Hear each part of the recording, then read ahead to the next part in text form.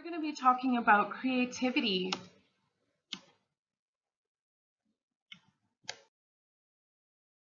This is a mind map that I made from all the research that I did to get all my information. And it takes brainstorming to put it all together. This here is a semantic model of creativity. When you're creating something that is both useful and novel, you're being creative. When you are connecting and you have a dense connection of concepts, then you create utility, things that are useful. When it takes longer semantic connections, you're doing things that are outside of the box and take more thought. You have to really know something about an area to create novel ideas. And connecting things that are both useful and novel create this semantic network of creativity. These were taken from a media site, and they were filtered out to see how many words people use and how often, and created these word balls, semantic word balls. The top one is from a professor, and the bottom one is from a singer. And the study showed that occupations have a significant effect on people's creativity score. Academic scholars and writers in general have higher scores compared to other groups, entertainment, celebrities, and sports stars. A creative person not only has a wide range of knowledge, but also has a deep understanding in some domain. Scholars and writers are more creative in the literal world. Creativity is central to human imagination and problem solving. Creative self-efficiency is the degree of confidence one has in one's ability to be creative. New information is brought to bear on the problem at hand, and new combinations of seemingly unrelated problem domains are produced such that creative outcomes are realized. Desperate schemas occur as a result of being exposed to information that does not fit with existing knowledge structures. One factor that allows individuals to continue to generate radical ideas over time is focusing attention on tasks outside of their domain to increase the chances that the connections within the schemas may be reconfigured. There is a positive relationship between creative self-efficiency and radical creativity. Divergent thinking is used as a proxy for creativity because creativity is divergent in nature. However, the ability to bring diverse ideas together and present them as a coherent message requires a component of convergent thinking. This is a semantic map used by college students. They were creating photo stories. And it was based on this criteria.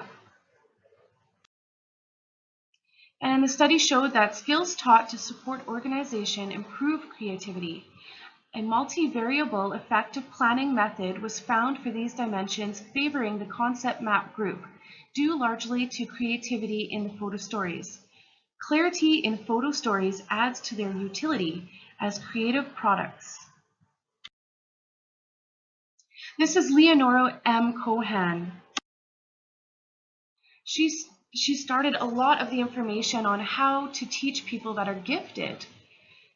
And she started a few schools. She's taught hundreds of students. She is by far a scholar. And she says, I believe that early childhood is life's most creative period and that everyone is potentially creative. Yet the creativity of young children, which is often squelched, is not the same as that in the giants. At the same time, the genius creator must keep the openness, curiosity, and excitement about learning of the little child.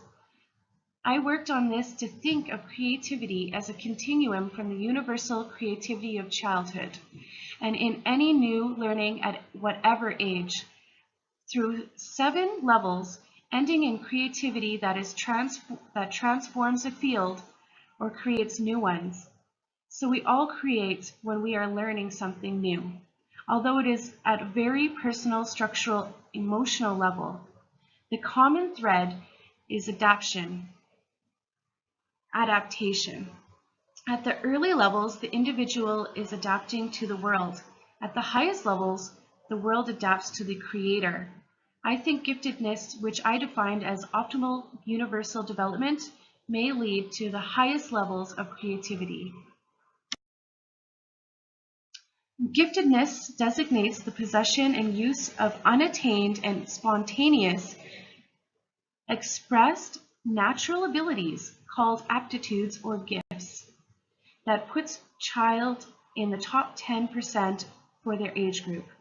Talent designates the superior mastery of systematically developed abilities or skills and knowledge that places them in the top 10% for their age. The difference in thinking of the gifted is characteristic of increased curiosity, intensity, and passion to learn. Intrinsic motivation relates more strongly to radical creativity, and extrinsic motivation is more strongly related to incremental creativity. Authenticity attribute stipulates that creative work expresses an individual's inner self and relates one's own values and beliefs to the world. Combining an aspect of inner self yields better creative outcomes. Successful scientists have been found to integrate their hobbies with their scientific endeavors, but less successful scientists did not. Creativity embraces potential cross-cultural variations, Western and Eastern perspectives on creativity. Literature distinguishes between the West and the East with respect to individualism and collectivism, or with respect to an independent or interdependent perspective. And this piece helps kind of break down what it would be like to have an Eastern perspective. This is from the Book of Changes. Yin and yang, female and male complementary principles, are an ultimate origin of everything. The endless change and interaction of yin and yang represents Deo, which creates the world. The nature of Deo is goodness, including moral goodness. According to Confucian philosophy, because Deo is good, the created universe is inherently good, and hence a person born to this universe is also inherently good.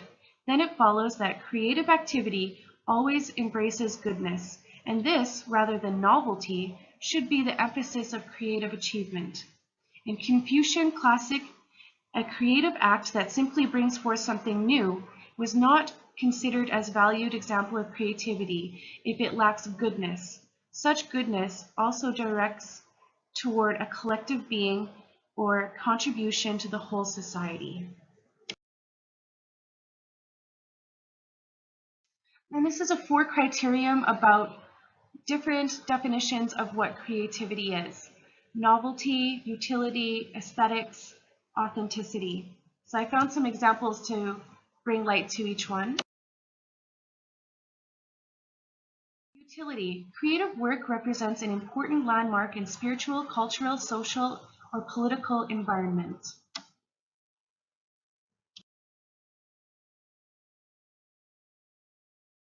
Aesthetics.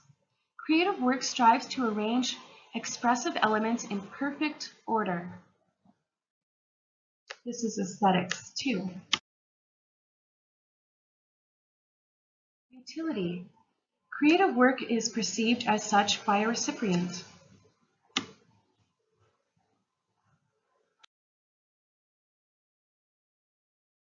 Novel. Creative work is new. Novel. Creative work rejects existing paradigm. Novel. Creative work modifies existing paradigm. And this could also be considered novel. It's very creative, but may lack usefulness. Utility. Creative work influences worldviews by addressing moral issues. Utility. Creative work is presented as such by a producer. Utility. Creativity represents the fundamental truth about nature. And in finding this, I had to find out what is the fundamental truth about nature. And I found this list of 12 universal laws.